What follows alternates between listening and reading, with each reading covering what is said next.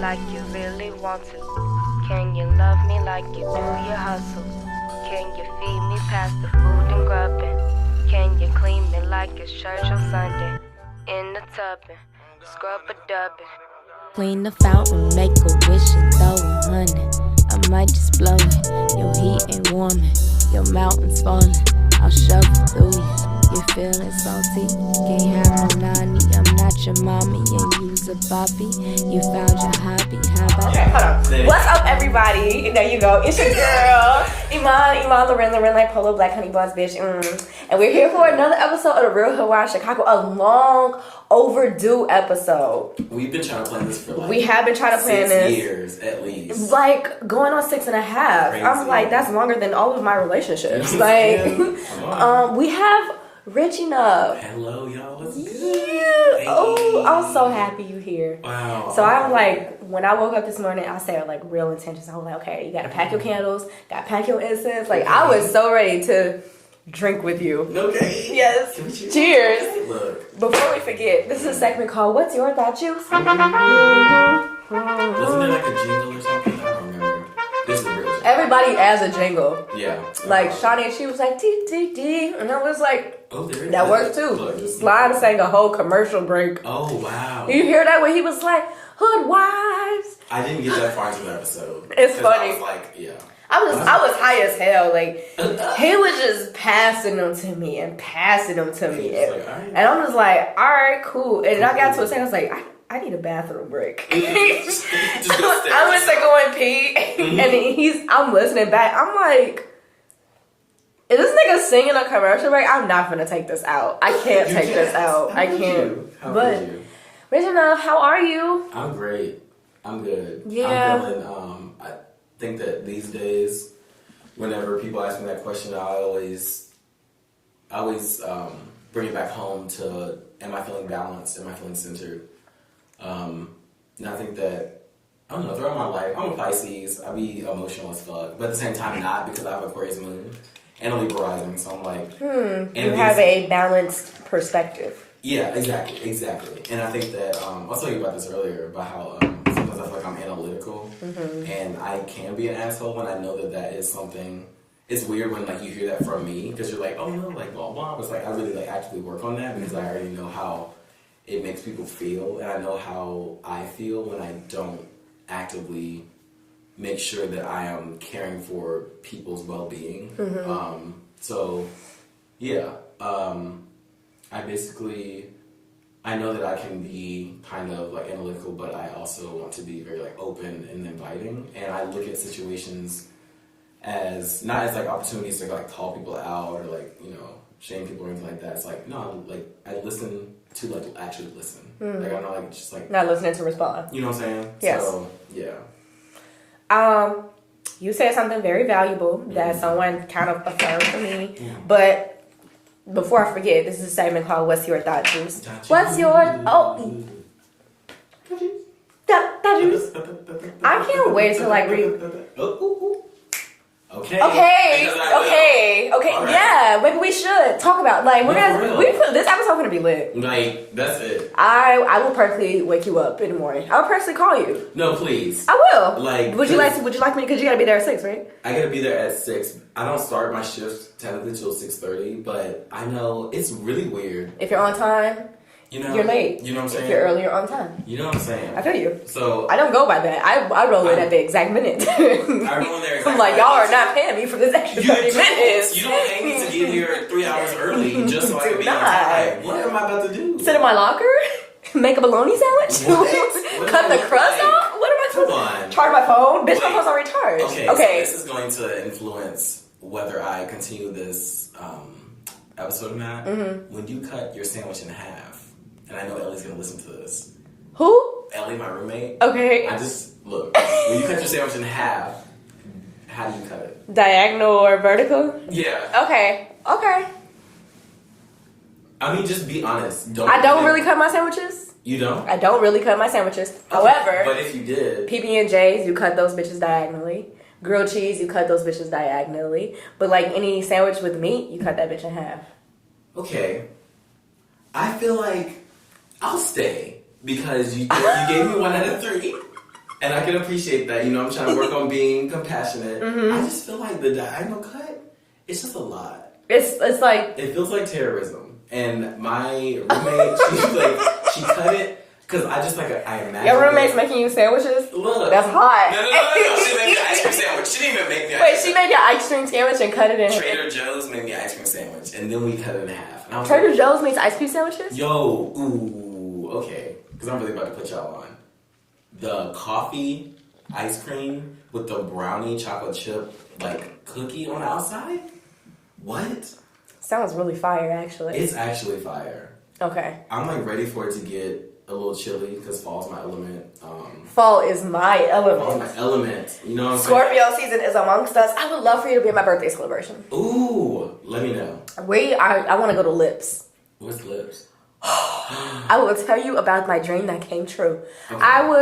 I came from a show. We went to Jerk Villa in South Loop. I needed to cash my check, so I was walking to the bank right up the street. I'm in my phone following my directions, and I look up, and I see like a curtain, and it says dining drag experience, yada, yada, yada. I look, and I turn around me, and like a guy is like standing in front of the robe with the black suit, and I'm like, and he's like, I'm like, is this what I think it is? He was like, why don't you come in and see? Like real, like Willy Wonka-ish. Yes, like a real fantasy. I was like so enamored at that point. I was like, okay, I have to go to the bank. He's like, the bank will always be there. The bank? Cheers. Cheers. I walk in and like the front room, all I see is leopard and pink and like the table. I was like, okay, on brand. I turn the corner. Crystal chandeliers, long tables, a bar, white guy in the back who's clearly the owner. Like, it looked like everything I have ever imagined. Like, that is a stage I want to be on. It was beautiful. I want to share that. Yeah. And I keep forgetting. There's a segment called What's Your Thought Juice? Oh, sorry. Why don't you explain what Oh, yeah. Really, we've been... Anyway, my thought juice is, drum roll. It's tiny drum roll. But my thought juice is tequila sunrise, period. We made them fresh today. Yes. Iman whipped it up. Shout out to black women. Do you need more tequila? A little bit. Yes, let's go crazy. You know what I'm Please. saying? I mean, because, you really made me scared with the work thing. I mean, so... I will personally call and wake you up. Yeah, my only thing is I know that with, like, all of... previous employers, they've always been like, you're a great employee, blah, blah, like, you do this, like, you connect with people, no ass wrong with you, you're just always, like, late. And for me personally, I know that there are a lot of things that I could put out there to be like, well, it doesn't matter, blah, blah, blah. But it's like, I know that in this reality where time and money are, major factors of livelihood. So I'm just like, I'll play y'all's little game because I have to. And so, like, I'm trying to, like, actively work on being on time. And it is a struggle for me. Yeah, it's a struggle for me, too. Because I feel like, if I get there, I feel like there's a lot of factors, especially in the West Loop, like parking and blah, blah. But it's like, any excuse is an excuse. I feel so that. I'm just like, I feel like something that corporations and institutions don't provide is like spaces for reality or realism. You know what I'm saying? And it's not necessarily being a pessimist. It's like just being a realist. Like I was in a planning meeting today for my residency, and they really wanted me to be in their second and third period class. And I was like, what time does your second period start? Because I was up for it. You know what I'm saying? Yeah. I better start at 8:55 a.m. down the street. I live over east. So that means that I will have to leave my crib at 6:30 in the morning to take that bus, that train, and that open bus to get to y'all class. And they was just like really pushing for it. I'm like, yo, are y'all hearing me? Do y'all want me to be late to y'all shit? Right. Like, do y'all want me to be on some dry, stale ass, tired ass energy? Like, no, like, you are a teacher. You have a curriculum plan. You have a routine. Right. Like, I do not. Like, my routine is like whatever day I got in the night before, I have to go straight to sleep to wake up and prepare myself, go over my art, go over my craft, dip into my own art, dip into my own craft. Like, it's a job to be an artist and then to teach artistry. Like, so something Jamila taught me, she was like, even if your schedule is chaotic, have some form of routine for yourself. So I'm working on that right now. So we're in the same boat. We're in the same boat, and I'm so glad that we're able to like share this space and to talk about that, because I think that for me personally, my did I say my Venus is in Aries? But yeah, it is. Your penis? My Venus is in Aries. Your Venus is in Aries. My Venus is in Pluto, but I'm an Aries rising. Your Venus is in my. Yeah, I was like, wait. It's just thought juice. My Venus is in Scorpio. Oh, okay. I have so much Scorpio in my chart. Oh yeah, I remember. I think you talked about it on a Kenya show. Yeah. Fan.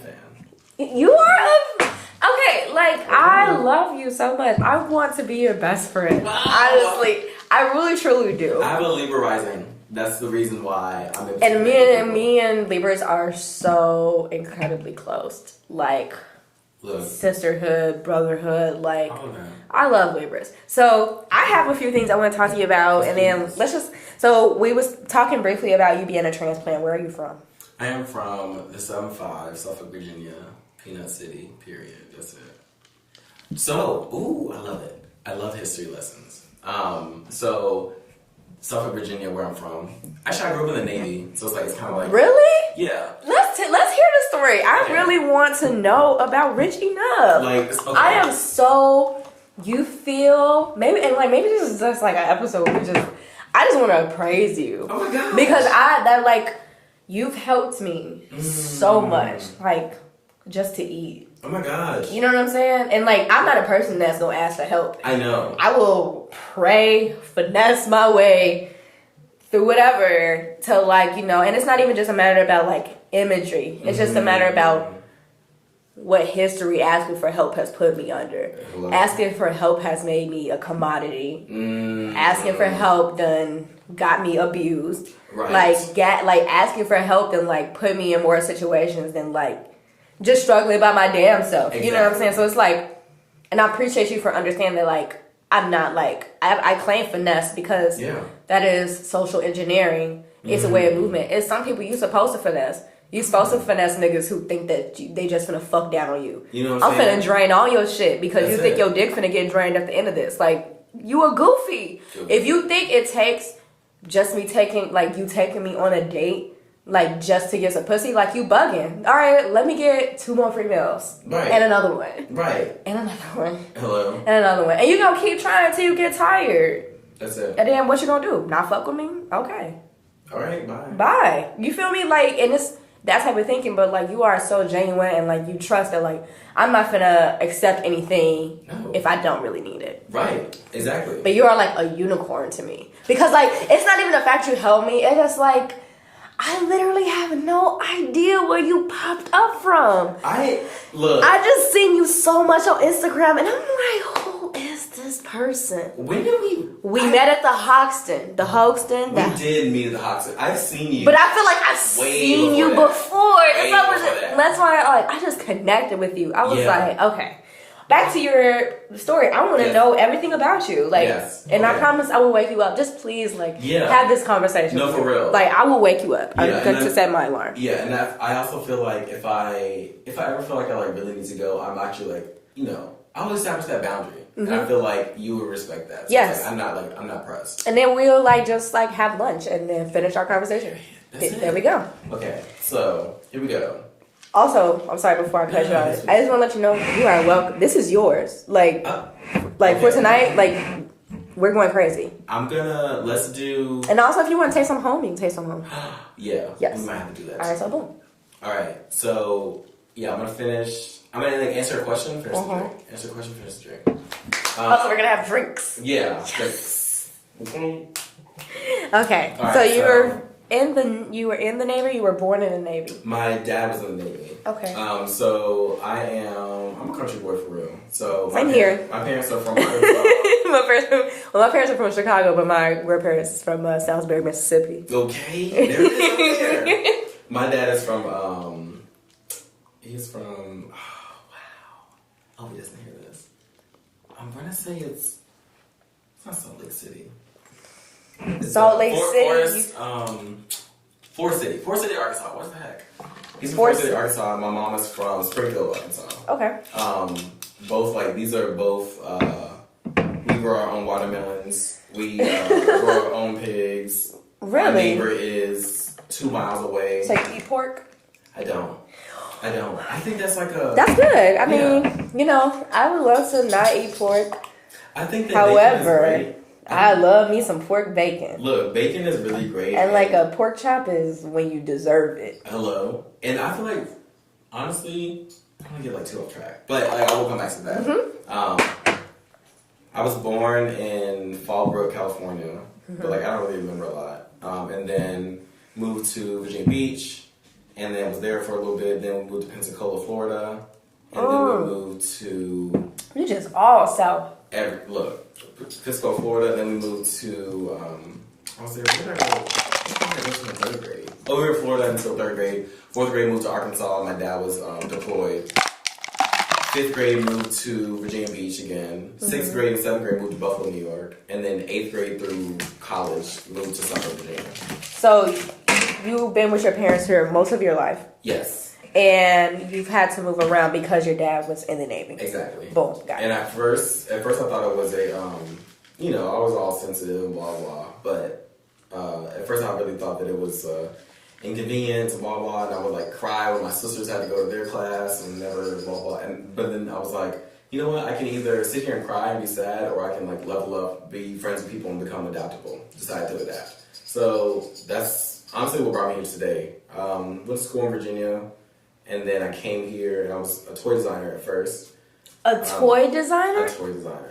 A sex toy designer, or like no, just a regular toy designer. But like, what do you mean? Like so I interned at Fisher-Price while I was in school. Are you fucking serious? Hold on, I just want to say something. Okay. We have a guest with us also. We have King Louis II. We sure do. Who is my little poochie. I co-parent him. But I just want to give respect to like your audience in case people was like, what the fuck is that? But yes, we have a killer in the crowd. But are you fucking serious? Yeah. So like it was. So that tells me that you do so much more than what you've seen. Than what I've seen. So you make toys, or you draw like. I've studied. I went to school for industrial design, and so it's product design. So I studied design theory and like design practice, all that good stuff. Very closely related to architecture, and yeah, that was great. And then I got into the real world, and I realized something that I was weary of when I was at my internship at Fisher-Price and while I was in school is that when you get out here, it is very easy to have your spirit broken when you're in a company that has like been in business for so long. They know the things that work. Right. Because it ain't nothing new. It ain't nothing fresh. Period. It's robotic at that point. It's like, oh, we know what works, so like let's just like if it ain't broke, don't fix it. So I'm just like, I'm not here to be complacent and to be like, this is it, and I'll figure out how to make this work for the rest of my life. It's like nothing's gonna get better, so blah blah. It's like if y'all. Personally, I've been working on, you know me, I've been working on trying to work with my shadow side. I'm not trying to like negate it at all. I'm trying to work with the shadow side of my Aquarius moon by looking at things and being like, oh, this isn't working, but like not being so like negative about it, just being like, okay, that's just not working for me. So like, I'm just gonna bounce. That's what I've been working on too. Yeah. I get what you're saying to these things because it's in me to... And kind of what we was talking about with like support or like people. There's a situation where I had with someone where I didn't appreciate the way that they was talking to me. Or I didn't appreciate the way that they were judging me for a decision that I was making on trying to help somebody. And I was like, but ain't this what you profess all the time? And like, first of all, I don't give a fuck if a person like is black, white, etc., etc. I do care if you're white to an extent, but it ain't to the point where I'm finna like the side of you fucks me up sometimes. Right. Seeing you do something like throw up on yourself will piss me off. Okay. You feel me? So to avoid that, yes. because I don't want to see anybody throw up on themselves, right. because that's a general nasty shit. Yeah. Especially when I'm eating. Right. It's like, you know what I'm saying? Trying to do that. Right. So I'm like, cool. Instead, let me just pass you a paper bag in case you don't make it. Right. Room. If that deems you, you know, to cause some judgment on me for wanting to help someone, not throw up on stuff, I can't fuck with that. That's weird. And I'm gonna call that shit out. I'm going to call that shit out, at least for how you're talking to me. Right. You know what I'm saying? Like, I'm never one to like flip the script, but like my mama always said, flip the script. Sometimes like there's 3 sides to every story, A's, B's, and the truths. Hello. You know what I'm saying? So it's like exactly what you're saying, like with how some people just make you feel innate to a certain way. Like, I don't want to be innate to anybody's way, no matter my race, no matter my gender. Like, if I'm toxic and if someone has to pull themselves away from me, that's something I got to deal with. And that's something I have to, like, fix in myself. Accept, right. Also, vice versa. Yes. Like, if someone is toxic to me and I got to pull myself away. So it's like, you remind me of me. And I know that sounds very facetious potentially, but like I've never met someone like you. Like probably other than Jamila or my uncle. You know what I'm saying? Like someone who like genuinely cares for me. Now, I'm a brat, so it's like I love to feel like any love for me is happening to me only. But I understand that that's just how you is. That's it. Honestly, so I think that It's the Libra rising, I'm telling you. It's the Libra and the Pisces and the Aquarius, to be completely honest. Because a lot of things that people forget about. Dime is a very caring person. Right. Jamila's a very caring person. Libra. Who do I know is a Aquarius? I'm not sure if I'm a fit. Oh, my baby daddy was a bitch ass Aquarius. Fuck him. But he did give me my apology, but still, fuck him. Right, but it's like... He had another baby, would you believe that? You just like, why? Bitch. Like... I don't even want to go on that, but y'all tequila sunrise got me there. Like, look, if you let it out, let it out. It's really good. Like, I know, like, you're taking it easy. I promise I will wake you up in the morning. But, like, I just want to enjoy this space with you. No. But I understand moderation, because, or whatever. No, I know. But, because I feel like the other day, like... Do you also want me to get you some water, maybe? I have some water. Okay, cool. I have like a little bit. And, like, if I need a re-up, I'll let you know. But, yeah, I feel like establishing boundaries and... making sure that my mental health is in like good standing is very important for the way that I move. So I'm always very like conscious of it, and I try not to place judgment on anybody. I've been trying to alter my language so that I'm not using language that is biased or like putting judgment on anybody, because I think that is just, it makes me view the world in such a way that I feel like I'm having to walk on eggshells around people. Yes. I have to... Exactly what I was saying. I can't be authentic. And I think that there's like a difference between authentic and genuine. It's like authenticity. Authenticity should be... There should be a space held for authenticity, because authenticity is more how do I need to be? It is embedded culture. Right. Like... a culture at birth. You know what I'm saying? It is a form of some culture that is instilled in you from birth. Yeah. Like some people are authentically given, because that's just like how their culture is. Yes, like as a black woman, when I'm like feeding someone, it is an authentic culture of me to pass everyone else's plate before I give it to myself. You know what I'm saying? Like genuinity would be me cooking. Yeah. And still making sure I eat first. But no, I want to be authentic in preparing this meal for others. Yeah. And exactly. I want to, so I get it. Right. Like, exactly what you're saying. That was a great thing that you said. Yeah. And I was happy to find an analogy so you again. Hey. Okay. I wanna get to some freak stuff. What's up? Yes, because you know this is the Real Hoodwives of Chicago. Okay, but like at any point that you can like tell me and let me know. Absolutely. Okay, I remember when we first met, and I was just like, he's a perfect boyfriend. And he was like, yeah, I don't really have the capacity for a relationship right now. I was like, oh, honey, trust me, I was completely joking. Oh, yeah. But I meant like, you're like my communal bae. I feel like I don't know if you feel this, but I feel like I share something with you that is very similar to me. You know what I'm saying? And I really totally meant that in a term of like endearment, in a term of affirmation. Exactly. You know what I'm saying? Not in anything of trying to, you know, of ownership. Yeah, no, absolutely. Right. I feel that. And why don't you explain how you identify what your identity is? Because it is a complex conversation that I've been wanting to put my hands on, but I have not had nobody. Like, you are probably my first queer male on here.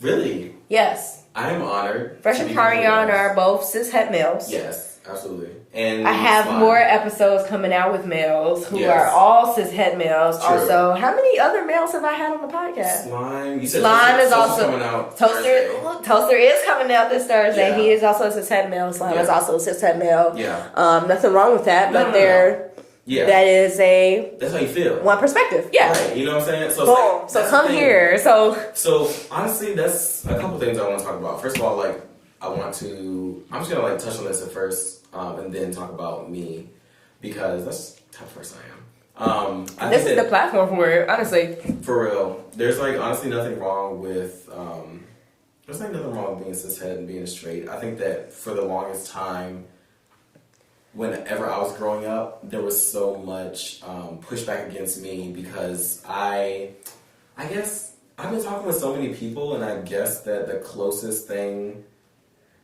that I do identify with is pansexuality, because I am a very panty person. Yes. So for me, I'm like, whenever I was growing up, there was like a lot of pushback because, you know, I wasn't trying to be, I'm not a very aggressive person. I'm not a very like, I don't have like so much masculine energy. It's like, I'm soft. Like, I'm a soft boy. I'm a softie. Yeah. It's like, I am too. Don't cross me, but I'm a softie. I am a gentleman, but don't test my gangster. Just don't do it. That's not something that needs to be done. Because I will stab your ass. Hello? Sure. And blame it on being triggered. Look, and just be like, what do we say? 740, you just 650? I don't know what that means. Oh, so 740 is like I think it's yeah, so like it's like the code that they run in court when like people who've killed a lot of people or done a lot of crime or bad shit, and they run mental health checks on them, and they just classify it as crazy. I'm 740, you just 650. Right. So it's like it's a bar. Like I'm like I'm on that crazy shit. Like, because if I'm triggered, like I've been in a few situations where I can pull my knife out on people, and they just be like, "Gee, what are you doing?" I'm like, you took it there. I was not ready. Yeah, I don't feel safe. I don't feel safe. I protect myself in the way that I need to. Bitch, I had a Smith & Wesson. Hello. And I take my bitch to the spa. Okay. I'm sorry, we can see your story. But for me, I'm just like, there's like a lot of pushback and a lot of, there wasn't like a lot of room for me to be when I was younger. So when I was growing up, there was like a lot of resentment, a lot of just, me versus that person, blah, blah. It was all this conditioning that just, I feel like their roots are so heavily, they're just so deep, and they're so, there's like generations and centuries of this conditioning that apparently like any tendency to homosexuality is like bad or evil or blah, blah. So it's like all that, you know, has come through all these people and into me, and first of all, like I'm like charcoal, so it's like I like take people's shit on, and I'm like I balance that because I know that like taking too much shit on can really be detrimental, you know. So it's like I know me, I am very empathetic, and I was listening to Luna's episode, and she was talking about how like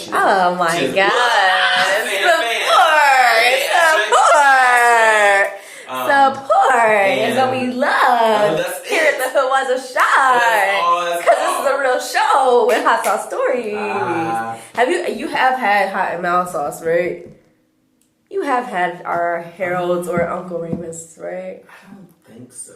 No, that's not true. Let me take you on a date. I can't. Please. Yes. Oh my gosh. Would you like Harold's or Uncle Remus? I'm not going to lie. I am from the Westside. So I am from L-Town. Yeah. No. I Harold's. I moved to the South Side when I was 9. However, if you do want Uncle Remus with cleanliness, okay, we're gonna go to the one on the South Side. Okay. It is good to me. Okay. Uncle Remus on the West Side is fire. Okay. Not fire as, not the South Side on the one. Like, you can't beat the original. Yeah. However, I am at a point of adulthood where I want to trust the kitchen where my food is coming from. Right. I do not trust that at the Uncle Remus on Central and Madison. That's fine. For me personally, me being a transplant, I don't think that I have. But I think you would like. We could just do both. Yeah, and then see what's up. And see what's up. I trust you to take me to the spot. Boom. But I'm gonna. So basically, it's like I felt like there's like a lot of pushback when I was growing up, and then I kind of like grew up in this mindset of resentment and pushback and closed off, and I was very to yourself. Very to myself, and I think that I started to slowly realize over a period of years that when you close yourself off, you keep the bad out, but you also keep the good out. So it's like you got to keep that. You in a way, I think that there is a point where I felt like I did want to keep that window cracked. I don't have to keep the door open. I don't even have to unlock the door. I can keep the door locked. I can crack the window and be like, "So what's up?" And peek behind the curtains. Keep your head right back in. You know what I'm saying? And so it's like if I feel like, I can open the window a little bit, and if I feel like you trying to reach in and snatch the pie, I can close that shit just as quick.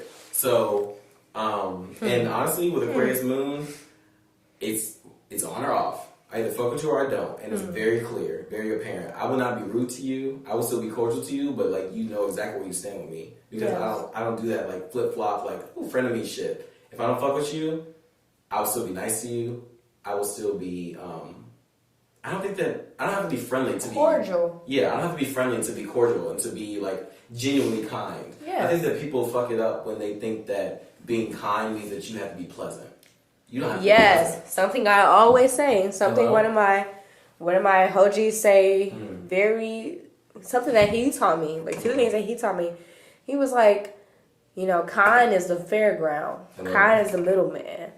Being mean, you being extra. Hello. Being nice, you also being extra. But all you gotta do is be kind to each other. Just be kind. You feel me? If I seeing someone in passing, you know what I'm saying? If y'all see y'all finna bumping into each other, move out each other's way. Right, even a hair stuff. You ain't gotta make a whole nice ass gesture to lay the roll for them, or you know what I'm saying? That's being nice. Exactly. You know what I'm saying? Exactly.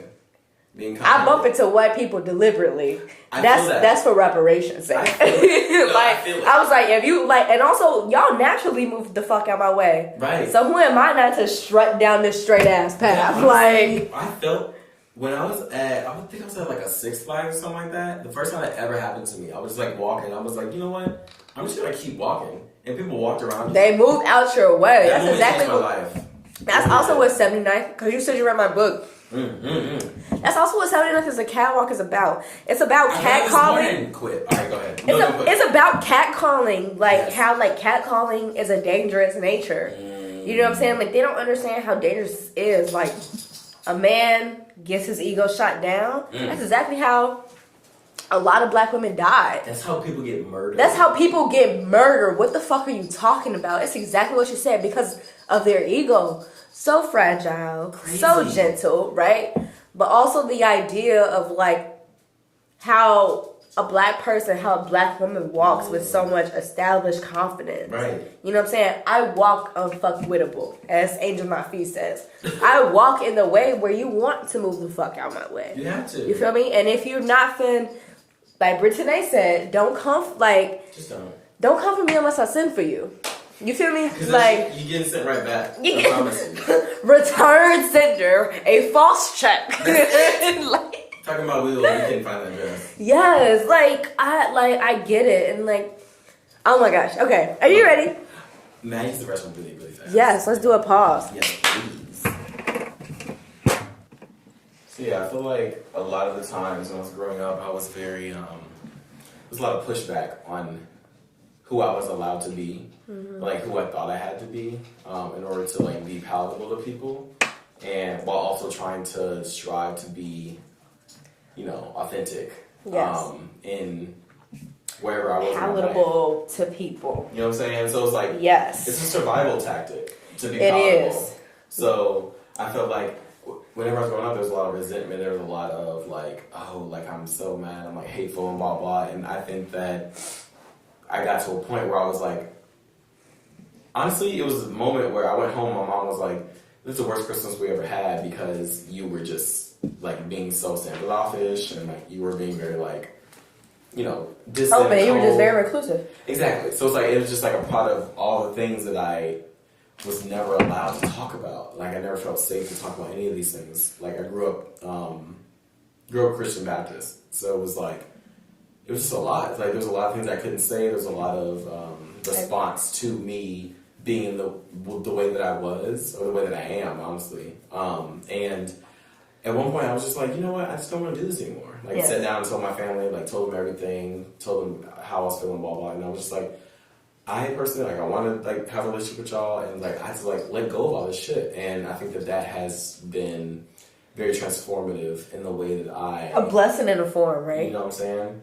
So I'm just like, it's a lot, I think, to take in and to accept every single day, to be, like, to just have this sense that I'm always like, oh, why me, why me? It's like, you know, like, why not? But, like, not in that way, but at the same time in that way of being like, I'm not the only one that goes through shit, and I think I'd rather... No, and that's not even, like, on a minimizing scale. It's also, like, God gives us sugar to go with our vinegar. Come on. And he's also not going to give us too much that we can't handle. Like, that's something that's been coming back to me so much. Like, whenever I feel like he's putting me through some hard ass shit, like I be like, bitch, I'm only 22. What the fuck were you talking about? I'll be 23 in November. What? Yeah. I knew you were younger than I think people in the scene, but I didn't know that you were 22. Yeah, I'm gonna be 23. You gonna fucking do that. Thank you. I'm gonna be 23. Like, crazy. And it's some of the things that I see myself doing at like 19, 20, 21, 22, 23. Like, my birthday is my new year. Yes. You feel me? Yeah. Like, that's oh my... Gosh. Yeah, you're not the first person. So, Drea, I love Drea. Drea! Ooh. She finna be a bitch on him. Hello? That needs to happen. That has to happen. happen. I've talked to her about it. She was like, yeah, totally hit me up. I haven't hit her up yet. Because it's gonna happen. It's gonna happen. It's gonna happen. But, like, she was the one. Her birthday was yesterday. I'm gonna hit her up and say happy belated birthday. Her birthday was yesterday or today. I'm pretty sure it was yesterday. I don't want her to fry me. Yes, it was yesterday because she was talking about how Benita made her a cake and all the stuff. And or maybe it's today. Damn. Anyway. We'll see. It's today or yesterday. Pretty sure it's yesterday. But anyway, she posted something. She was like, Happy New Year's to me. And I was like, bet. That's really what it is. It's like, it's... Because, like, when you think about it, it's your birthday. Yeah. That's your first day into the world. Something that Jay Bambi told me, we are on a Gregorian calendar. We are on a 365 calendar. So, if my 365 starts at my birthday, I've reached my full year. It's a new year. It's a new year for me. It's not my birthday. It's not my birthday. It's New Year's. That's why every time it's like someone's birthday, I'd be like, Happy New Year. That's real. I love that. Like, I think that happy evolution. Like, you made it around the sun. That's exactly what I was really about to say. Because, like, when you think about it, I'm not talking about the method by which I was introduced to this world. Yes. I'm talking about the milestones, the yes. checkpoints. I've actually made 365 on my day. The progress. I've literally just been there. I was like, bitch, okay, so you made a year. So my podcast will be 1 year old on my birthday. And I'm like, boom, season 2. We got cameras coming. Oh, we got cameras. We finna be on video. Look. Promotion finna be better. That's it. I mean, I've established my distribution. Right. I've established my sponsorships, my advertisements. Like, I'm finna go crazy because, like, right now I've been doing a lot of groundwork on organization. Yes. Like, my thing, like, my house is a disaster right now. The only things organized are my closets. Okay. Because that took work. Swept under my bed because a nigga did that for me. Look, okay. You feel me? Like, only thing I have to do is now the easy work. Now I'm going through my books. Yes. moving furniture around, sweeping, mopping, yes, detailing. Yes. You know what I'm saying? So my crib is gonna be clean by my birthday. That's it. Like that's it. Like it's gonna be clean. I'm in a new shelling zone. This is my Jordan year. Like I'm going crazy, not on the bench. I'm from the free throw line. dunking on the free throw line. Like y'all can't see. Yeah. That's something that Ray talked about. She's like, you can't see my hands, but like y'all. When Ray, the videos come, honestly, when Rach was here, it was like the reason like why I love the fact that because also a reason why I had the option because I also do photography. I had the option to not to have cameras right here. But I felt like the inspiration behind this podcast, when you see access to Black love and Black intimate conversations, it only comes with televised syndication. You know what I'm saying? It only comes through the access of a reality TV show. Right. Or it only comes through the access of a show that eventually gets cut off. Curated. Like Girlfriends. You know what I'm saying? Girlfriends is a great show for Black people and Black women, I think. But it ended. Black Girlfriends was also created by a white man. I had no idea. Yes. Honestly, give us the facts, Iman.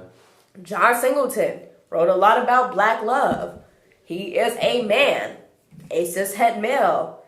Spike Lee made a lot about Black love. Right. He is also a cishet male. Right. And that's Tyler true. Perry wrote a lot about Black love. True. He is also a cishet male. When you think about people Into Sage Shonge, you know what I'm saying? Into Sage Shonge for color girls. Yeah, okay, got you. Thank you. Tyler Perry redid that shit. Mm-hmm. I think he personally redid it for film, redid it for commercialized film as an actress brilliantly. You know what I'm saying? For a whole book, for a whole playwriting poetic book, to turn that into a movie and to give each color, each lady in color their respect. Yes. I feel like he did that. Good. But that also goes back to Chimamanda Adichie when she talks about the single story and how everybody is how every Black woman is minimalized to a single story. To this, it's to this. So it's boom. So I was all right. You rich and affluent, you get AIDS, right? You're old 40 and 50 trying to find love. You deal with a man who's dealing with other women. You know what I'm saying? You are a sexual, sensual woman who's been raped and molested in her past by her mother, who is who's been passed on from her mother, or by a mother who didn't protect her, who is so high in you know what I'm saying? The stories are he mastered. Yes. He broke down the specificities, whatever that word is, right. of Black people in their roles. Yes. Where I have a problem with him specifically is that he keeps portraying those roles and he keeps selling those roles. Right there. He keeps them right there. Let's talk about the roles that you don't see Black people in, and bringing it back to Spike Lee, or that you don't see Black people in on screen. You know what I'm saying? We've got it this year. Black film and Black cinema is coming through. Issa Rae. You feel me? It's people who are put, and I love acting. Yes. I dream of being an Emmy, an Oscar. I want that shit for myself. You know what I'm saying? And I'm gonna get it. Yes. I'm gonna get it. I have a problem when you sit comfortable on that for yourselves, because what that tells me is how you really see us. How do you? That's the thing. It's And also, no, go ahead. I'm gonna let you finish. But when I was saying also back to Spike Lee did the exact same thing. You know what I'm saying? He did it with more artistic entail. But when he did a different route, he did it on a satirical view for people of a city that he knew nothing about. When he did Chirac, I was bitch, fuck you. You rep New York. You wear Jordans with your suits on carpets. You became a part owner of the Knicks, who was a sucky ass team because you love your city that much. For that, I can respect. But now you stepping on the territory because you heard Chirac and you heard the stipulation that came with that. You heard the story that came with that. So he was like, fine, we are in an act of liberation for black women. I'm going to give black women a liberation for Chirac, and they're going to turn their pussies around for gun violence. And I was like, honestly, a satire? Are you joking? And the whole time I was like watching this, I was like, what the fuck? And it pissed me the fuck off because I'm like, now you're literally showing your ass. For real. Now you literally showing your ass. I loved Spike Lee because I was raised in like a different world. That was the first time I ever seen poetry, black poetry on television. When Kim Reese did Nikki Giovanni and Jada Pinkett was going across the stage. You feel me? Like, it was season 6. Whitley, she was dealing with her colorism issue. She was like, I found out that my great-granddaddy used to own slaves. You know what I'm saying? Like, she was dealing with that, but she threw this whole show together. You know what I'm saying? And Kim, she was like, I went to a Halloween contest when I was in elementary school. And I went as a Nubian queen. And they thought I was Aunt Jemima. And she came back on stage. And she reclaimed Aunt Jemima. And she did it in a Nikki Giovanni piece. And I seen those people turn her plaid printed skirt into like gold. And they wrapped it around her. And they put a headdress on her. And I was like, wow. It's possible. It's possible. It's so possible. And I come here at YCA. And I see people like Jamila. I've been coming here since I was 13. I'm reaching my decade this year, bro. What are you talking about? What do you mean? What do you mean? Talking about a decade. Talking about a decade. Like, I've lived it. Like, and I'm like so grateful. I don't even know how we got on this because like I just love how like we just listen to each other. Period. But trying to hone it back into a conversation that we was having about home, I think integrity also speaks volumes to that. Like, when we have integrity to ourselves. Or, like, to at least to, like, because, like, something I'm realizing now. A lot of people don't know their purpose. Like, Can you really get into it? There's a big difference between dreams and a purpose. You feel me? Like, a lot of people think, like, their purpose is to, like, fulfill their dreams. And I'm like, you're supposed to like use your purpose to fulfill your dreams. That's what I'm saying. Or like I don't even know if that makes sense. But no, I feel that. But like your dreams are the goal. Like your dream is the reward for you fulfilling your purpose. Like Shirley Chisholm, service is the rent you pay for your room here on earth. You feel me? And like that is a reason why I love being a teacher. Like sometimes I sit in this bitch pissed off. Like, seriously. I need some money for some therapy. Right.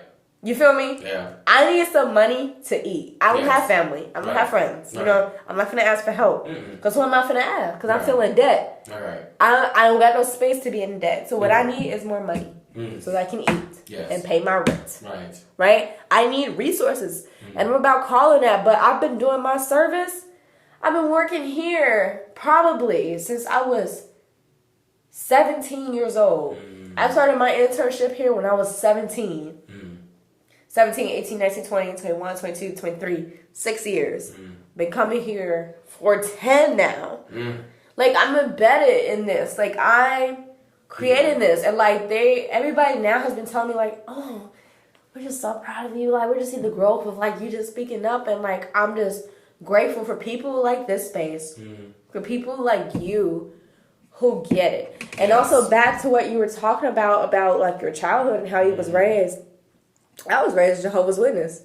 Oh shoot, I didn't know that. Yes. So like, but my thing was like the auntie that raised me, she was so cool. Like I could tell she was the get down before she got saved. You know what I'm saying? She taught me how to walk.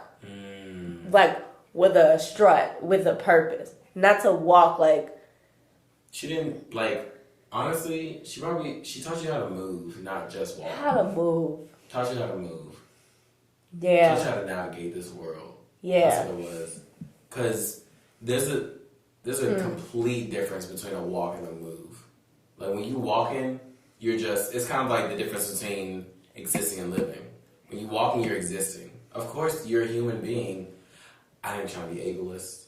I've been fried about being like possibly ableist before, but like No, you're saying some real shit. I feel like if we were being ableist, right, we would be intentionally being ableist. You're just like me. I do the same thing. I'm like for anybody who is able, for anybody who is able-bodied. Yes. When you are able to walk, exactly. There's a difference between walking like you have to go somewhere and walking like I got somewhere to be. Like transportation versus the journey. Yes. Like when you it's like when you are in transit, you're just moving to get to the next point, to get to the blah blah. But it's like when you're on a journey, you're moving because you know exactly where you need to go, not because you've been told where to go. Yes. You're moving because you know where to go. Yes. Because your ancestors are living through you still. And that's still something I'm like trying to honestly believe it.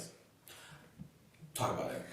Because I really want to believe in it on some pro-black shit. Absolutely. But I carry so many deaths with me in my heart. Yes. That it's hard to feel them on my back. You feel me? Like having an abortion, that put a totally different fire on me. Right. I would never consider my baby an ancestor, but of some form of ancestorship, because honestly, they're getting spiritual meldings I couldn't dream of. Like they got my granny, my grandfather, my favorite aunt. Like they have the people I would want them to be with. Yeah. Absolutely. You feel me? Like I would much rather them be.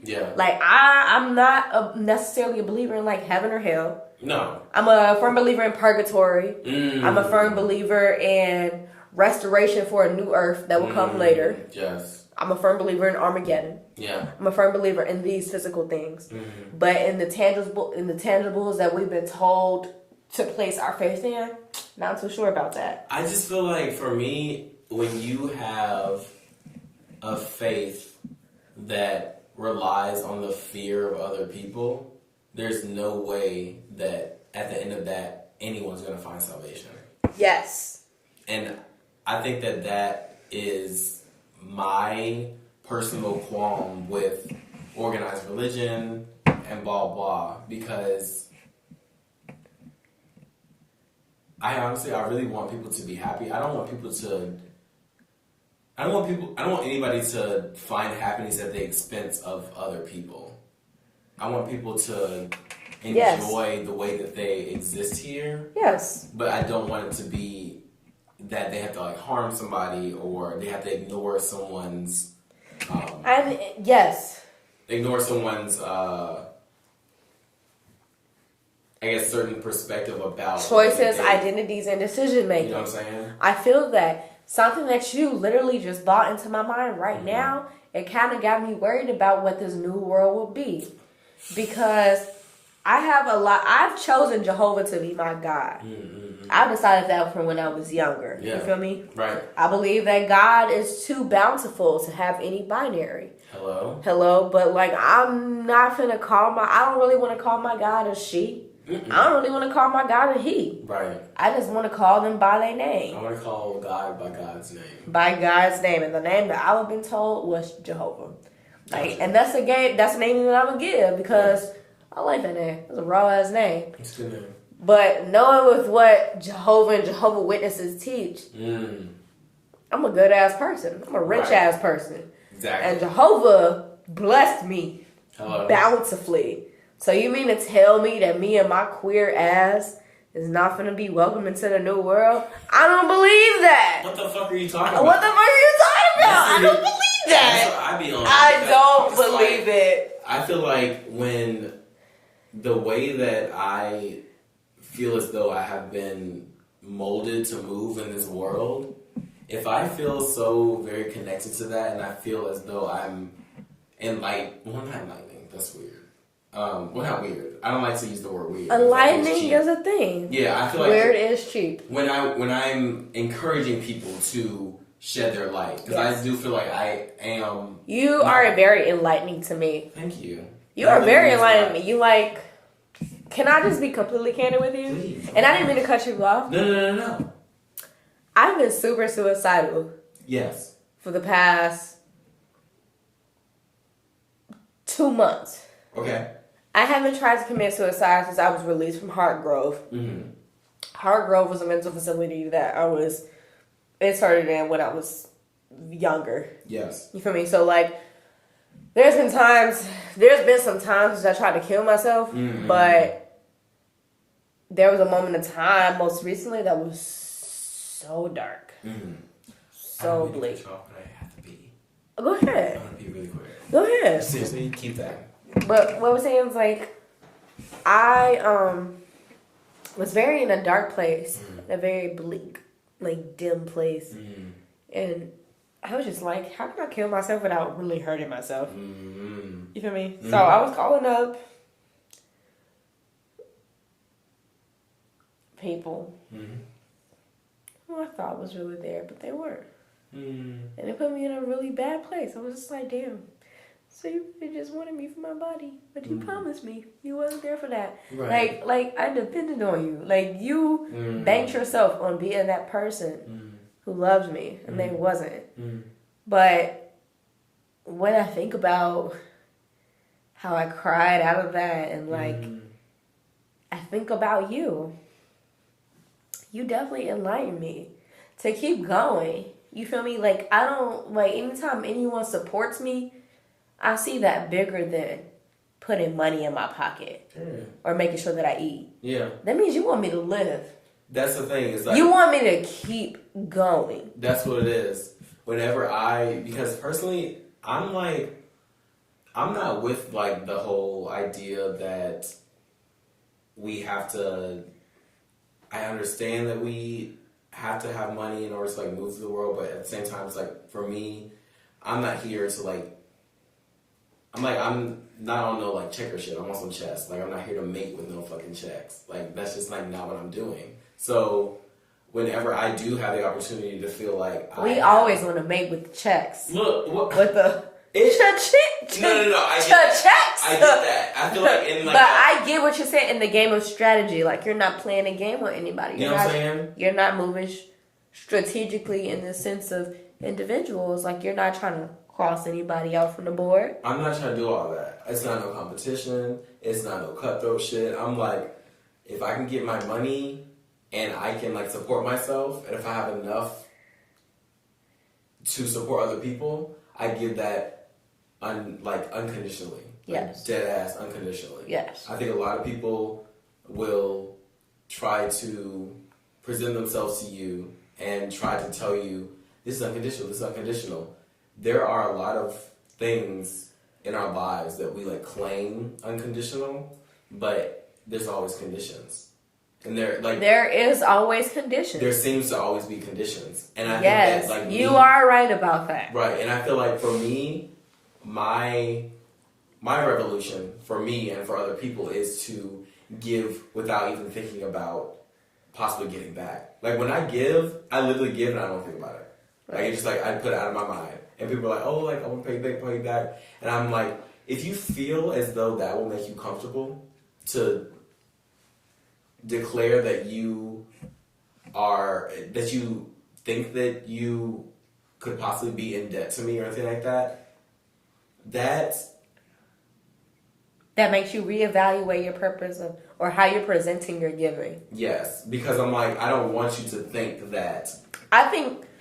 I get exactly what you're saying because, like, there was a time where you, like, blessed me money just to eat. Period. And I was like, but there was also another time where, like, you blessed me money to get home. Things like that, I want to make sure I pay you back on. Because ultimately, it's my responsibility to make sure I feel. That's how I feel. And I'll make sure that you get your $20 back. If that's how you feel. Period. You feel me? Like, that's just how I feel. Mm-hmm. But moments that I dignify as specific blessings, because, like, I wasn't finna ask. Mm-hmm. And, like, I wasn't telling you what I was going through to, like, win a sympathy vote. It was like, shit. Like, I come to work and people ask me, they was like, yo, are you okay? Like, you seem kind of down. I'm like, I've been eating the last 3 days off of water.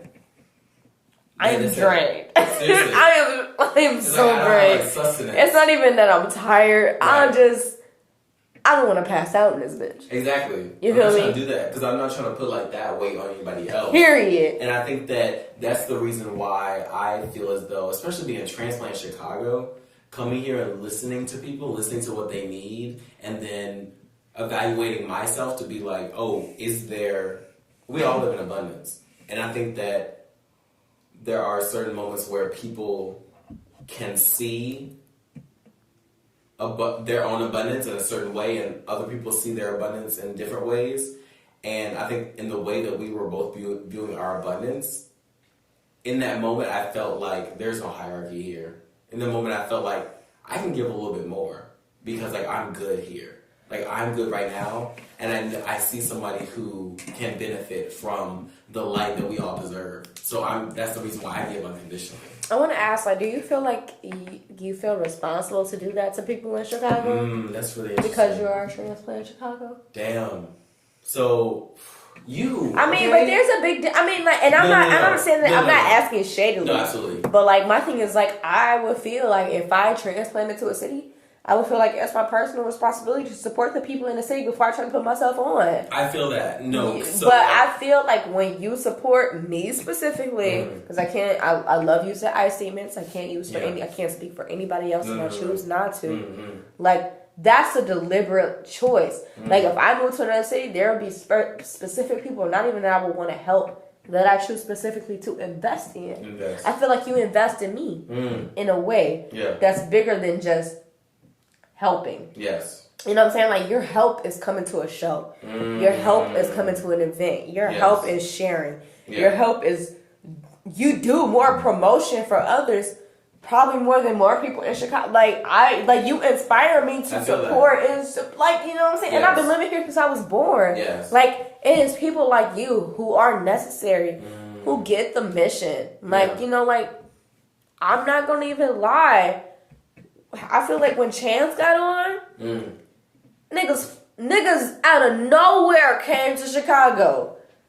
I feel that. Like when Chance won his 3 Grammys, and I was like, where was this shit when Chief Keef was popping? Like y'all was so quick to label Chirac as Chirac, but do y'all not realize this hood ass nigga, this 300 ass nigga, was putting on for Chicago? Like, moved to wherever to just, like, ride dirt bikes and paint guns and shit like that. You know what I'm saying? Like, that's some nigga shit. Right. Like, most niggas, they'll take their guns to the range. Yeah, it was like, I just want to shoot paintball guns for fun in my house that I paid for, that I moved out of. You know what I'm saying? Like, he did that. He did it. You know what I'm saying? But, like, both of them are 2 different sides of the spectrum. That's what I'm saying. That, like, shows that, like, where we can excel. Then niggas just flooded out of Chicago. Similarly, a lot of niggas are leaving Chicago now. I see that. Because they was like, well, it ain't finna happen. Yeah. And I'm like, you big capping. But you have to be. You big capping. You have to be. Now, there are some people who I'm very close with who left Chicago because of their own purpose entailed. Okay. You feel me? I feel like, that. I'm also realizing that everybody's purpose is not like my purpose. Everybody in the art scene don't want to be a star. Come on. Everybody in the art scene don't want to be famous. Bitch, I want to be rich. Like, I want the cameras. I want the carpets. Hello. I want the Givenchy. Look. The Yves Saint Laurent. The Ralph Lauren. I want them. I mean, the only 2 ones I really wear is Ralph Lauren and Yves Saint Laurent because, like, fashion, right? And like Iman Loren like polo, black honey buns, bitch, right? Hello, here we are. Like, there's a purpose, like, for a goal that I want, but that's something that I established with myself. But like, you are a person who knows what you want. Yeah. I feel that. Yeah. Personally. No, that's absolutely right. Because I think that for so long, I have been that person who, like you said, like, I feel like you were asking me, do you think that you have a responsibility to do that? For so long in my life, I felt as though my worth was only in tangent to other people and helping other people. That's the reason why I was like, that's interesting that you asked that, because for me, it is in my movement, it's in my walk to support other people before I support myself. And I think that slowly over the years, especially being in Chicago, I have realized that that is not a flaw. That is something that I am choosing to do. Yes. That is a purpose that I am working with, yes, not working for. Yes. Because I think that there's so much that comes of selflessness that you can give and show other people that, yo, I don't have to do anything. I don't have to jump tricks. I don't have to turn tricks. I don't have to jump hoops in order to be worthy. And I think that that is something that I have struggled with so much in my life. It's been kind of strange because I told my parents this straight up. I was like, I never felt unloved, but I don't necessarily feel like I have been supported in the way that I move through the world. Because that's the perfect way of explaining that. That's exactly how I try to explain my relationship with my mom. It's crazy. I feel like you loved me, but you did what you had to do, not what you were supposed to do. And that is the reason why you feel that connection with me, is because we both understand that truth. And that's the way, that is what influences us to maneuver through anything. Yeah, that probably makes sense because we have so much training in us to handle our business. Period. But there's so much other underground working and supporting that we need that we did not get. I feel like we had the parents that was like, you got food over your head, don't you? Ain't that love? Ain't that love? You got food on your table, ain't that love? You got a clean uniform every year, ain't that love? And I'm like, bitch, I am crying. I need more than that. I need a hug. I need some therapy. I need for you to understand when I say hey, my teachers treat me like I'm crazy. I don't think I'm crazy, but can I just talk to somebody that's not necessarily tell me to pray about it, but to sit down and be myself? I am being myself. I'm trying to be myself in schools. You know what I'm saying? And I'm getting in trouble. Right. I'm getting suspended. Because I'm being myself. Exactly. Nobody understands me. Let me talk to somebody. Look. And then it's I feel like it's that internal battle that I struggle with all the time, is that our parents grew up in the age of survival. So they did what they had to do. Baby boomers. You know what I'm saying? They didn't have much time or space to be worried about emotional warfare. It's we have a half a loaf of bread and 10 mouths to feed. But also at the same time, I'm like, that's granny's fault. Because when you think about population control that we are under now, especially in people of color, there is more push on birth control for people of color than there is for mental health for people of color. Damn. There's more push on birth control, again, for people of color than there is for resources for parenting. There is a reason why a black woman is labeled a welfare queen or a single mother before her circumstances are actually broken down and talked about. It's inconsidered. There's this book called Learning the Black Body when they talk about how birth control is the actual population control on people of color. There is a reason why they want us to be safe. Why are you pushing birth controls before you push condoms? There's a reason why birth control has to be personally prescribed, personally facilitated. Right. When you can get condoms buckets load free. You know what I'm saying? There is a reason. You know what I'm saying? They want an actual conversation. They want an actual intake. They want something in actuality to put in their files to be yo, these are the people who have some control of their body. Yeah. Instead of like giving us the control, like not controlling our minds, but teaching us how to have control over our minds. Right. That's something that is super fucking necessary. Like, I'm not finna get on birth control, but I know that y'all not pushing niggas to give vasectomies, even though they're reversible the same way y'all do ours. Like, they're like, since fucking tea. Like, ain't nobody trying to talk about it. So I'm like, yeah, Granny had 12 kids. Boom. I know condoms existed then too.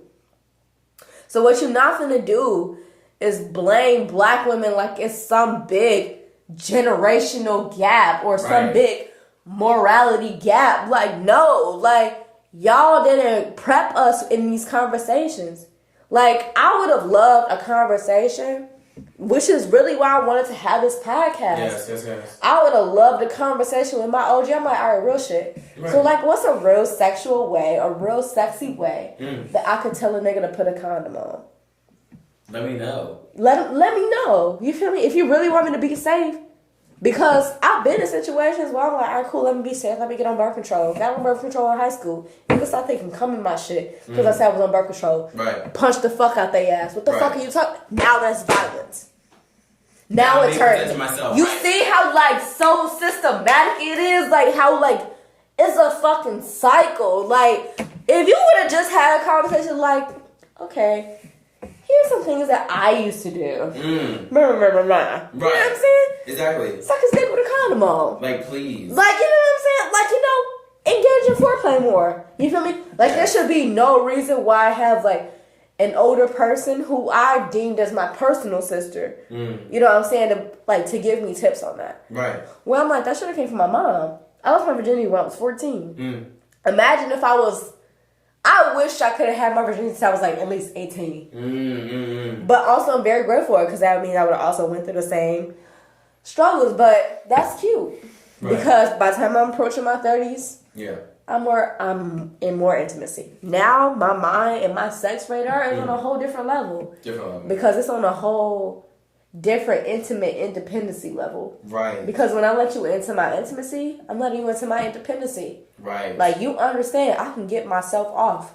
I want you to get me off. Exactly. It's like I'm inviting you in. It's like, I think that's the reason why I also am really glad that you are having this platform, because you are breaking down the preconceived notion that sexuality and that sensuality and that eroticism has to be preserved for behind closed doors. Nobody can talk about it across the dinner table. Nobody can talk about it at the bus stop. You know? It's like, oh, you have to wait until you're alone. You have to wait until you're unarmed to talk about it. Or older. Or married. Like... What? I gotta wait till I'm trapped to talk about it? No. Period! No, you're right. You said that shit exactly right.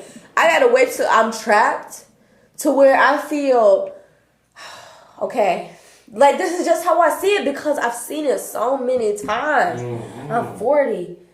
Me and my husband aren't having sex the way that we used to. Now I'm in this mode of, I gotta try something new. But what is the new that he likes? Because we haven't had those conversations. Boom. Now, okay, what is it? Is he not attracted to me because of my age? Now we're dabbling into insecurities. Boom.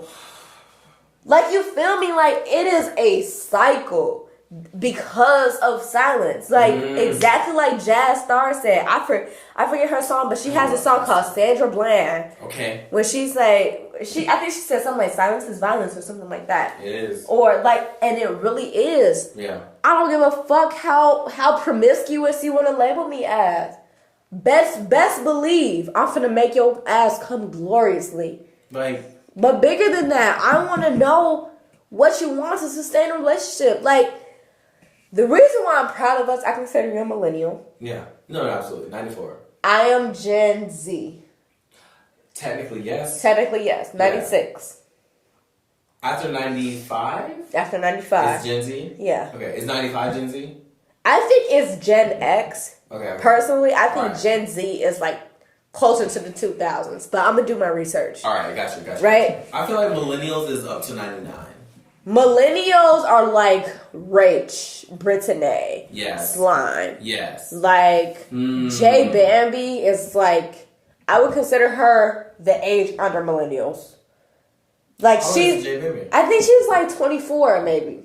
Oh, is she? So I think, don't quote me on that. Yeah, but like, right. like people So like Jay, Hugh, yeah, Matt, Don. Yes, absolutely. I think maybe y'all are Gen X, so maybe I am Gen Z. Because also it is a matter about ageism. Like, people don't understand how fast we move. That's real. And it's due to technology. It is. Like, I don't fucking watch Fox News. No. You want to know how I learned that the Amazon burned? Instagram shade room. Like, Twitter. What are you? Twitter. Black Twitter. Come on. Like, they may be making jokes about it. I'm also getting on Twitter. I love You're Twitter. not on Twitter? I am on Twitter. But I am active only when I need to make a post. Something I'm learning now is like, like you gotta be like, retweeting. Yeah. I love something I love most about Twitter is like the black black Twitter for him to be like attracted to it. Like, not even like he like it felt good. Like, he found a way for him to dominate me, to eat his ass. You know what I'm saying? Like, or he found a way, to make me his bitch. Well, like it became like he found a power position in it, exactly. And I was just like, that's what you're supposed to do. I get that. That's role playing essentially. It's more than a costume. It's like, I want this, and I want to do it in the best way. You can put him down if you want. No, I love him. Oh, go crazy. Yeah. He gets attention because when we go home, you are laying in bed. It is sleepy time. I'm gonna feed you, take you out, and it is sleepy time. You trying to get down? I think he's trying to. I think what it is that he looks for space to, because before he lays down, he makes a full circle like 2 or 3 times, and then he lays down. So like when he's like on legs or like high up, making a full circle, seems scary for him. Okay. It's no food up here, so I don't know what he's thinking, but he's accomplishing his fear. You can stay with me in the league, but you gotta go Thursday because I'm trying to go get some dick. Look, and that's the thing. So cheers. Okay. Cheers. So I'm gonna ask you for my cheers. I feel like we talked about a lot. I'm just do this, and that's completely fine with me.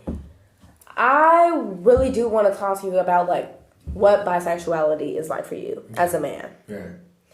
As a woman, when I was bisexual in high school, and I felt the stipulations of it. It was always like a pick a side, or it's like, so is you gay or not? Right, it's like you're gay, you just haven't decided yet. Like you're in your fun phase, like you just what? like to kiss girls at parties, and I'm like, bitch, like no, like I really full fledged like both.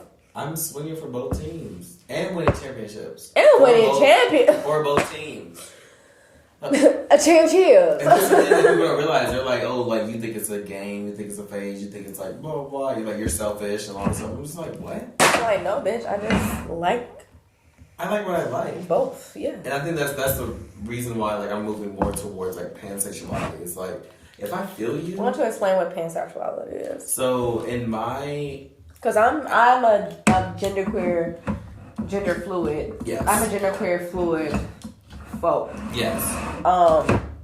Who is also pansexual. Yeah. Like, I'm attracted to personality. If you're clean, if you handle your business and you take care of yourself. If you respect me, if I feel like I can be vulnerable with you and you won't make me feel weird about it, because like that's really important, especially having this Aquarius moon. If you know, I know I talk about it a lot. That's the reason why I changed my Twitter name to it.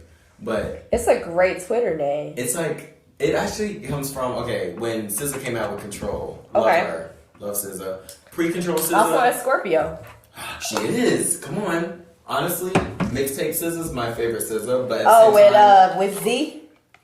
Before that. S? C SZA Run. SCP. Come on. That's the SZA that I'm here for. But at the same time, I'm also here for artist growth. I'm not interested in having people be tied down to what I think is their quote unquote best like work or anything like that. Do you want me to make it? You can make it.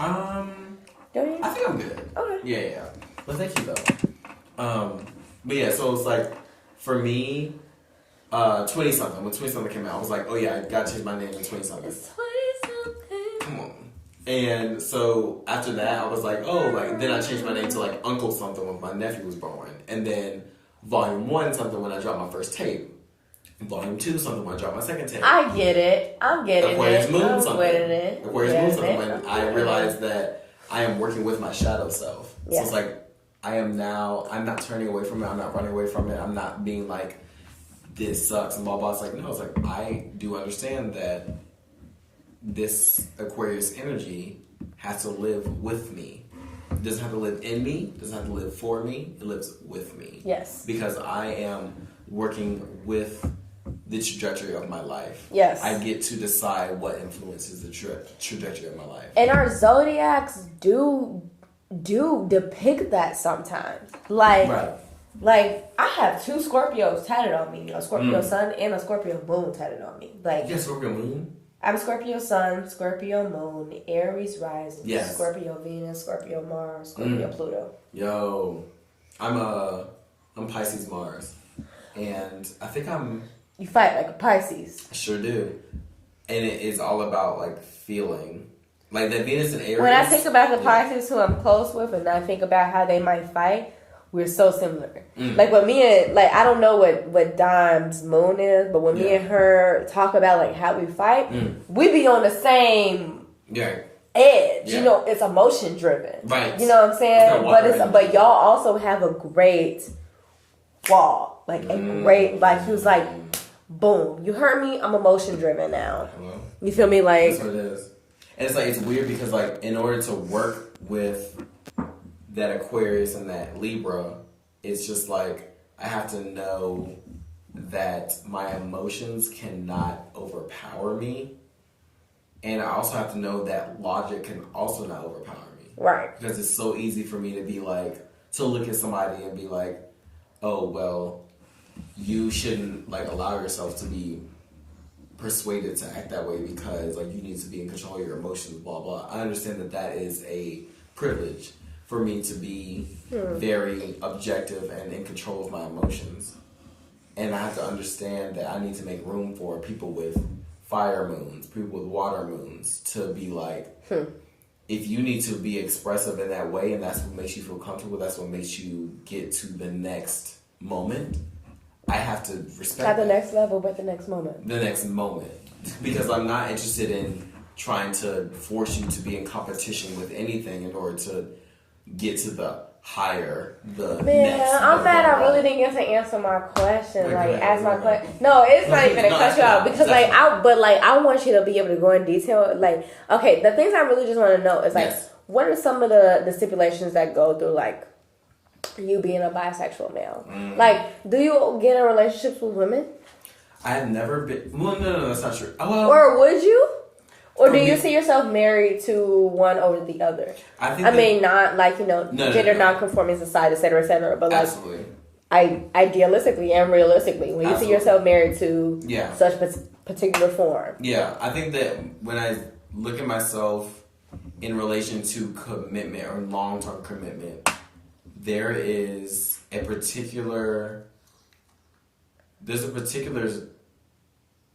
understanding that I have with other queer men that I don't have to explain to a woman. That when I look you in the eye, we know exactly where we stand. What about when dating a queer woman, though? Okay, so the only relationship that I've been, quote unquote, high school, 18, not really, you know what I'm saying? Well, depending on where your maturity level is. My maturity level was very, very, very low when I was 18, when I was dating a woman. And I think that now we are good friends. She's a Virgo, so like Pisces and Virgo, sister signs, get along. But I think at the time, I was not emotionally available in the way that she needed me to be, because she did live with depression, and I think that she matured a lot faster than a lot of other As young women. most / all women do. You know what I'm saying? So it was like, I don't think that I was holding space for her in the way that she needed to be held. And when I was with her, it was like, I don't know. when you think about it, or whenever I think about it, the Venus and Aries, sex is not a problem for me. I'm just like, I'm always ready to go, no matter what. So I actually had to take a step back and to realize that I can't sit here and like objectify people, because like objectifying people is not necessarily going to mean that you're going to have a meaningful connection with somebody, especially on a sexual level, on an emotional level. It just means you're making them a poster child. So I'm just not trying to do that. So I've had to have a lot of conversations. Ooh, what's that? I've had to have a lot of conversation with myself about objectifying people, because it's not fair to myself or other people. Because when I look at other people, that Venus and Aries, I'm telling you, I would love to date a bisexual man. Or at least a queer man. Yeah, I think that... I feel like the boundaries would be open. The boundaries would be plentiful. I feel like the respect level would be graciously understood. Like, sure, I check your male privilege every now and then. Absolutely. But that's like on a privilege sense. You know what I'm saying? That's not on some like individualistic sense. You know what I'm saying? Individuality perspective. You know what I'm saying? Like, I wouldn't have to check you because you're trash, because you're white, or because you're a man. Like, it's like, no, like...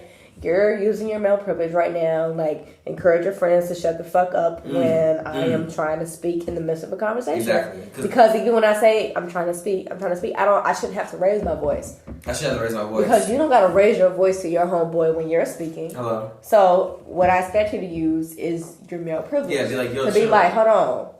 Right. You're trying to speak. You know what I'm saying? Like, that's the things I expect. But I also hold any man to that accountability. Yeah. So it isn't even rectoring back to like your identity, but there's a sense of connection that I feel, because I feel like we share divine energy of some sort. Like, but I don't know. I feel like maybe that was a conversation enough. Like, because like I understand you, I get you personally. Yeah, you will be on season 2 of the Real Hoodwives of Chicago. I told you, baby, cameras are coming. Thank you. I'm ready. And I'm working with Anna personally to turn the offices into studio spaces, multi-studio spaces, music studio spaces, honestly, recording studio spaces. I'm finna do that. Shove through. Oh God, we need to do that. Last question. Yeah. What's up? What is a hood wife to you? Ooh.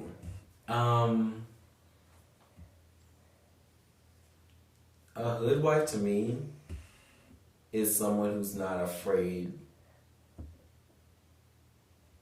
to walk in their purpose, because there is so much freedom in canceling worry from your journey, from your movement. I think that worry is a tool that is used for perpetuating captivity. And I don't think anyone deserves to move in fear. Nobody deserves to move in fear. Nobody deserves to let worry call them by their first name, by their government name, by the name that they want to be known as. So for me, hoodwives look worry, look doubt, look fear in the face and say, I know that you're going to be here the entire time, and you're going to sit your ass over there, and you're not going to get in my way.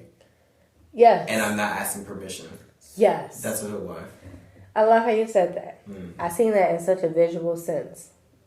I see hoodwives in the definition of exactly how you explained it. We are the bitches who sit on the porch, and we know exactly what 12s are sitting at. And I keep my house and my property and maintain order. So you have no reason to ever come over here or question me for any shit. Nothing. Whoever crosses my house or comes in my house is safe in my house. Because they know they're not going to bring no foolishness into this bitch. So anything that you might deem as foolishness, you have to answer to me as a black woman. But I'm still holding this bitch down. And I feel like that's exactly what you said. How I got it.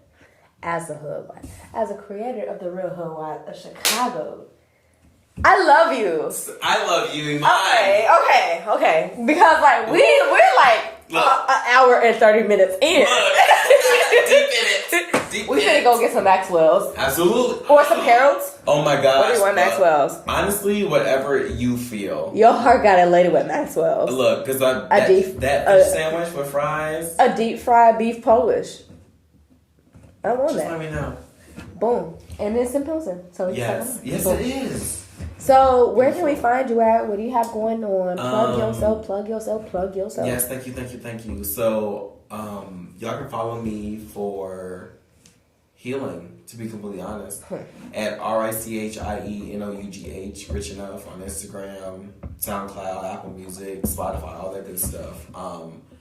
I'm sharing light with people to show them that my perspective is just as valid as theirs, and to encourage people to absorb and digest my perspective and to use it for a tool to excavating their truth, excavating their own perspective, and to multiply that light and to spread it unapologetically and to walk authentically in their truth. And however you need to share your truth in each moment, I want you to do that shit, because that is the way that we can truly be liberated. That's it. So, yeah. So follow me. I'm releasing, in total, 4 projects this year. I already released volume 1, Rap Heavy Tape. 5, because we have a project coming out together. We sure do. I don't know if it's going to be in 2019. It might be in 2020. 2020 is a perfect year for me. But we're working on it. We are working on it. Yeah, because I am a producer. And you might also be a potential model in my newest project coming out. Look. If you agree to it. Hello. And I'm finna share you all the details right now. That's it. Anything Thank you so else? much for having me. This is beautiful. This is hands down one of my favorite episodes. Same. Hands down. Fresh and Carion was one of my favorite episodes. Yeah. Rach was another one of my favorite episodes. I was deep in the episode. Like, she was really, like we were vibing. My thing is, like, when people give me an interview, they give it to me like it's supposed to interview, but I'm like, I want a chat cast, not a podcast all the time. Like, I want us to talk, because, like, I don't want the edits. I don't want the supervisions. Like, granted, if I get blessed with a sponsorship, I'm going to put that in. You feel me? Like, motherfuckers fucking with my shit. Hello. They want to sponsor my shit. They want to support. I'm going to give that. You know what I'm saying? But, like, I don't want a commercialized, televisionized polishing. I want to hear us talking. If I want a motherfucker to feel like if they were sitting with us, I want them to feel that. That's it. It's like, if you feel like that when you listen to this, that you're gonna choke, then I want you to choke. Period. That's like, yes. Like, something I was doing with Vicky Street, she was like, man, I don't hear niggas turning up and getting lit. Hello. I'm like, is that what y'all really want? Because I'm not gonna even lie, it was a point where I was feeling the heat of other podcasts. I was like, damn, y'all got studio spaces, y'all got editors, y'all got producers. I do all this shit on my own. I edit myself, I record myself, produce production. I was blessed to make a very prominent connection with a well-renowned engineer.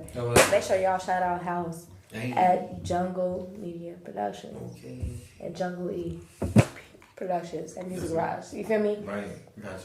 Edit my shit. I come in with my edits. He was like, where do you want it chopped up at? I'm finna put the sound that it should sound like on here. Boom, boom, boom. I switch a song at the beginning and the end. Boom, we go. Boom. I get 3 episodes done in a session. Can you fuck me like you really want to? Look. Come on. I don't even know the rest of the lyrics. But, okay. I love you. I love you. That's all I want to say. I love you. And I want to ask you, may we be friends? Yes, we can absolutely be friends. And I know that we're close. Yeah. But I would like to be your friend. I think so too. I think that there is going to be everything's a journey. And I think that as long as we are honest and respectful about both of our boundaries and that we communicate. I'm open to that. I love you. I love you too. I thank you for being a hood wife. Thank you for reminding a me. hood husband, however you identify it, a hood partner, etc., etc. I thank you for loving me, a real hood wife of Chicago. Is there anything that you want to leave us with? I want you to plug the fuck out yourself, because I don't even know. Like, tell us what we can find you at, what you got going on, what you want us to support, what you want us to see, etc., etc. It really is that. Follow me on Instagram, richienough, richienough. Rich enough. So it's like Richie, right? But enough with the end of the Richie. Right, so it's not Richie enough. I love that handle. Thank like you. RICHIE Richie enough. NOUGH. The E in Richie and enough are the same. For 2019, I'm about to release another rap tape. I'm about to release my first vocal heavy tape. I already have one rap tape and one instrumental tape out, but yeah, like I'm really diving into this producer bag, and I'm really here for this. Like, I'm dedicated to investing in people. I'm dedicated in investing in the craft, and yeah, that's it. So you gave us your social media and everything like that. Yeah. Everything that we could plug yourself. Yes. So in case y'all didn't know, because he didn't plug himself the right way, What? we have some shit coming out. We're not going to tell y'all when, but we're making a 4-track EP together where we are both going to be singing and rapping. And he also produced beats, so he will be making every single one of our beats. There we go. And I also do mastering engineering. Well, not mastering engineering, but I'm good with editing, so I don't really know what that speaks for. Right. But so as far as we can learn together too. Period. I feel like I'm learning. Also, we can work with my engineer for fire. Oh, he is superb. Yes. Great prices. Ooh, yes. Boom. There we go. It's like I'm paying people. I'm like asking for help. I'm allowing. I feel like, is there anything else that you want to tell us with? Like, I want to make sure that you get that you excel everything you need to excel. I think. Are we good? Do you feel like this is a good interview for you? Because like we're gonna be season 2. It's like I don't think that we need to. Are we gonna be? This might be season 1. November. Well, November is approaching us, so this might be season 1. But I plan on having you on season 2. Exactly. We have cameras, so much to talk about. and I'm gonna build our space into a visual community. We're coming. Thank you so much for sharing. Thank you everything. so much. I love you so much. I love you. Okay. Make sure you follow us on the Real Hoodwives of Chicago. You can find us everywhere at Real Hoodwives of Chi. That means Instagram. That means Twitter. That means SoundCloud. Also, if you want to look in just like, the website link, etc., etc. But you can find us at the Real Hoodwives of Chicago everywhere. Facebook, Instagram, Twitter, etc., etc. Anchor, Spotify, Stitcher, Google Radio, anything like that. Okay. Make sure you follow us at anchor.fm/Iman-Loren/Black. You know the whole thing. Boom. But if you don't know, you are listening to a real podcast, a real show with hot sauce stories. This has been your main bitch, your main thought, your main whore.